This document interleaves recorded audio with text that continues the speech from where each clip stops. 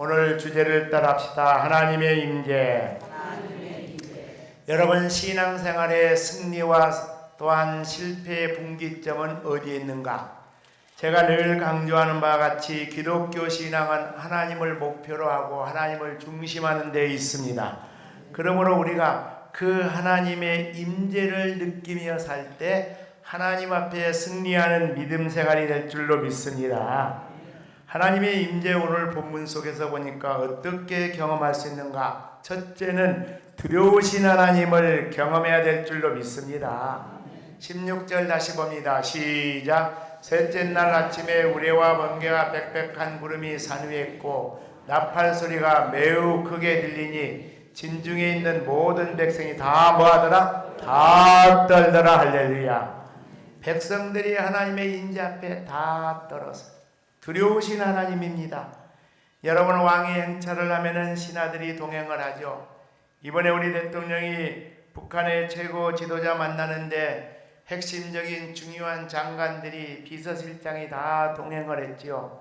다녀와서 미국의 대통령을 가서 보고하고 또 아련하는데 우리 장관들이 또 핵심적인 또 신하들 이제 다 동행을 했죠.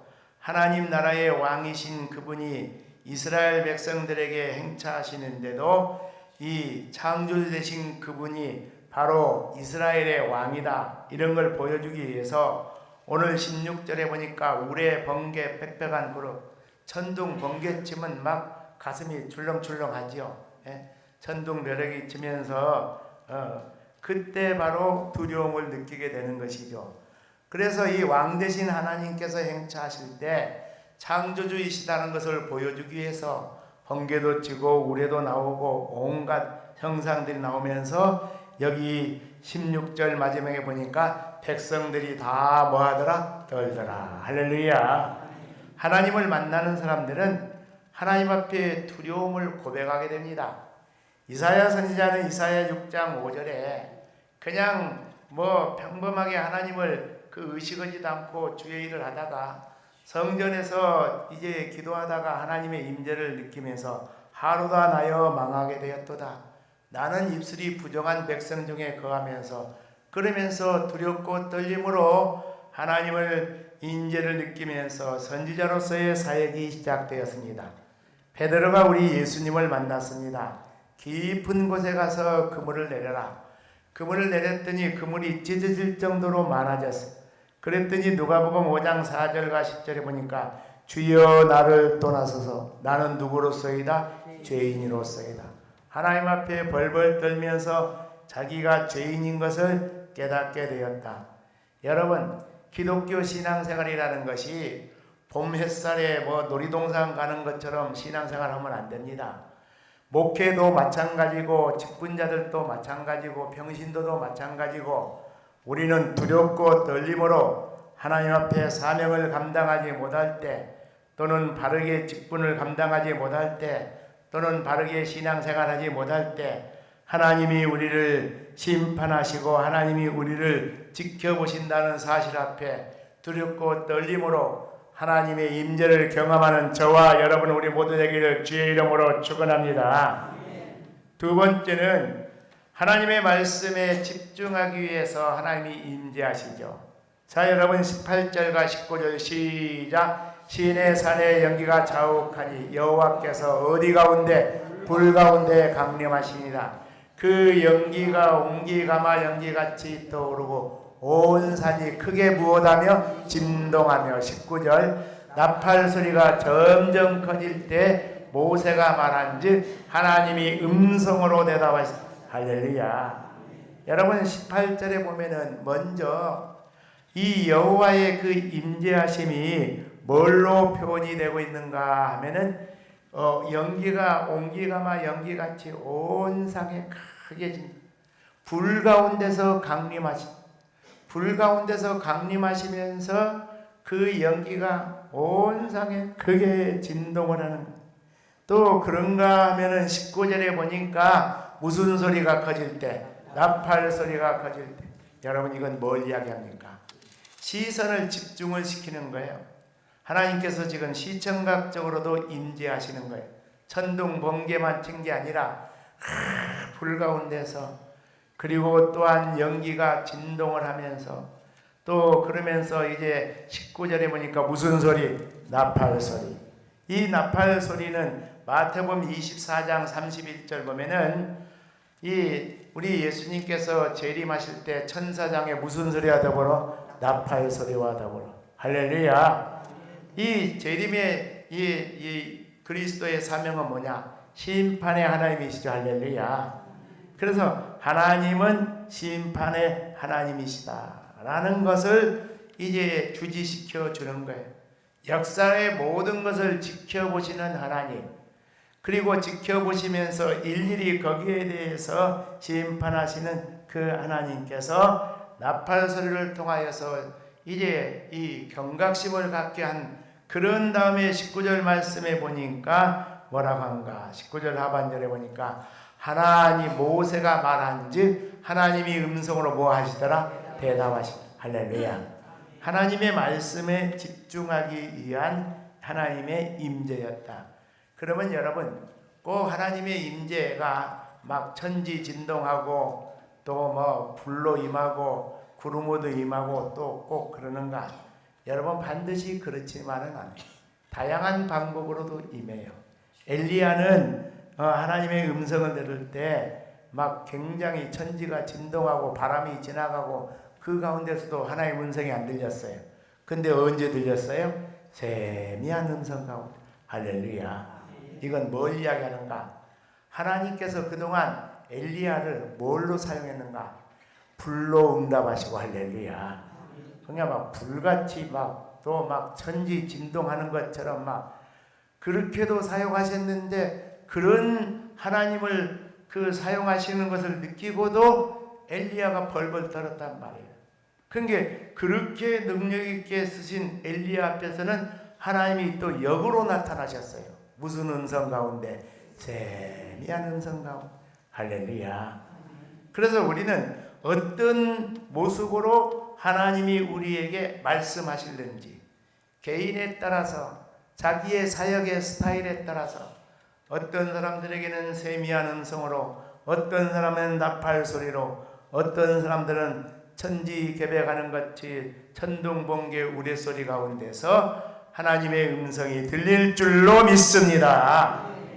그 다음에 세 번째는 이 하나님의 임재를 호기심으로 접근해서는 안 된다. 자, 21절 말씀 시작. 여호와께서 모세에게 이르시되 내려가서 누구를 경고하라? 백성을 경고하라. 백성이 어떻게 들어와? 밀고 들어와. 누구를 보려고? 나 여호와께 와서 보려고 하다가 어떻게 하노라? 많이 죽을까 하노라. 여러분, 지금 시내산에 올라갈 때 지금 장로들은 저 중턱에 있게 하고 백성들은 더 아래턱에 있게 하고, 그리고 이제 모세는 시내산 정상에 올라갔습니다. 그런데 이제 백성들이 아니 더 호기심으로 하나님을 보려고 무조건 막 밀고 들어오면 안 된다. 호기심으로 밀고 들어오면 안 된다. 그런 이제 그 이야기를 분명히 하고 있습니다. 이혜령 교수가 이제 그는 한국의 최고의 지성인이고 문학 비평가이고 또 대학 교수이고 또 문화관광부 장관도 지내고 많은 수필, 많은 에세이, 탁월한 문필가이고, 그런데 그가 지성에서 영성으로 라는 책을 썼어요. 그는 놀랍게도 예수를 믿기 전에도 신구약 성경을 수십 번 봤어요. 거의 100번 가까이. 근데 그렇게 봤는데도 하나님을 못 만났어요. 근데 그 전에 봤던 것은 뭐냐? 지식 차원에서 인류 역사에서 베스트셀러인 이 기독교의 경전인 성경, 이게 어떤 말씀인가? 큰 문학 비평가가 비판적인 눈으로 본 거예요. 무신론자가 기독교를 비판하고 이성적으로, 논리적으로, 과학적으로 맞지 않는, 그래서 신화 같은, 전설 따라 삼천리 같은 그런 식으로 성경을 보고 비비꼬고 했던 거예요. 그런데 어느 날 그가 그 딸이 아픈 사건을 통하여 또 손자의 죽음을 통하여 충격을 받고 그 딸이 간곡하게 눈물을 흘려, 딸이 한동안 딸도 이제 나중에 암으로 죽었지만은 이 소경이 됐어요. 그런데 기도하는 가운데 아빠가 예수 믿고 세례 받고 진실한 하나님의 자녀가 되면 내 눈이 떠질지도 모른다. 그러니까 자식을 생각해서 교회를 나갔어요. 그런데 믿어주려고 나갔는데 성령이 역사해가지고 믿게 돼버렸어요. 할렐루야. 그래서 세례를 받고, 그래서 영적으로 눈이 떠졌어요. 그런 다음에 성경을 보니까 성경이 과거에는 이게 과학이냐 아니냐, 이게 허무맹랑한 거냐, 이게 논리적으로 맞냐 안 맞냐, 그런 성경이 아니라 이 성경이 그에게 믿음의 눈을 뜨게 하신 줄로 믿습니다. 그래서 쓴 책이 지성에서 영성으로 나는 책이에요. 여러분, 하나님을 호기심으로 접근하고 뭐 과학적으로, 지식적으로, 문학적으로, 비평적으로 그 건방진 그런 자세를 가지고 보면 절대 하나님의 임재를 만날 수가 없어요. 두렵고 떨림으로 하나님을 경외함으로 말씀을 접근, 하나님의 은혜가 임할 줄로 믿습니다. 오늘 말씀을 마무리 있는 교훈적 적용 두 가지를 보는데, 첫째는 뭐냐? 거룩한 경계선을 침범해서는 안 된다. 자, 24절 말씀 시작. 여호와께서 그에게 이르시되 가라, 너는 내려가서 아론과 함께 올라가고 제사장들과 백성에게는 뭘 넘어? 경계를 넘어 나 여호와께로 뭐하지 못하게, 올라오지 못하게 하라. 내가 그들을 뭐할까나? 이게 굉장히 두려운 말씀입니다. 신앙생활에 경계가 있다는 거예요. 신앙생활에 하나님이 주신 것에 대해서 여러분, 그것은 바로 무엇을 말하는가? 하나님을 어떻게 섬기느냐의 문제인 거예요. 하나님을. 예. 그래서 우리가 구약에 보면 그런 내용들이 많이 나와요. 예. 법궤를 옮기려다가 레위인들이 옮겨야 되는데 다른 사람들이 법궤를 만지다가 하나님이 진노하셨던 사건이 나오고, 예. 또 자기가 왕이라고 함부로 이제 제사장이 지내야 될 제사를 지냈다가 히스기야 왕은 무슨 병에 걸리고? 문둥병에 걸리고, 여러 가지 일들이, 엄청난 일들이 나타나는 그런 이 여러 가지 사건들이 구약의 그 역사 속에서 나타나고 있습니다. 그래서 하나님의 규례와 율례와 법도에 따라서 하나님을 섬겨야 될 줄로 믿습니다. 다른 말로 말해서 교훈과 적용 두 번째는 호기심으로 하나님을 뭐하지 말라? 접근하지 말라. 내 이기적인 욕망으로도 접근하지 말고, 인간의 호기심으로도 접근하지 말고, 하나님의 말씀을 뭐 문학적으로 또한 과학적으로 뭐 이런 식으로 저런 식으로 접근하지 말고, 하나님의 말씀은 우리에게는 두렵고 떨림으로 경외하는 심령으로 하나님을 의지하는 믿음의 눈을 가지고 하나님의 말씀에 귀를 기울이고 그 말씀에 순종하고 실천하는 우리 모두가 될 수 있기를 주의 이름으로 축원합니다.